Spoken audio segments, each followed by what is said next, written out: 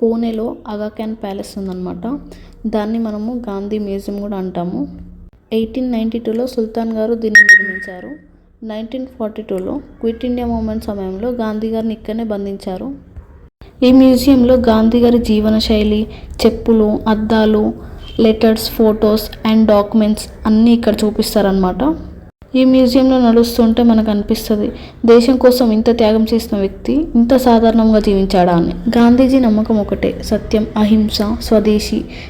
స్టూడెంట్స్కి కానీ, హిస్టరీ లవర్స్కి కానీ, దేశభక్తి భావం కలవారికి కానీ ఈ మ్యూజియం చాలా గొప్పగా ఉంటుంది.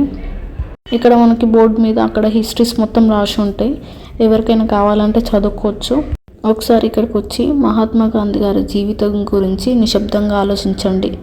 Change the wish you see in. ఈ మాటల అర్థం ఇక్కడికి వచ్చాక ఇంకా లోతుగా అర్థమవుతుంది. Thanks for watching.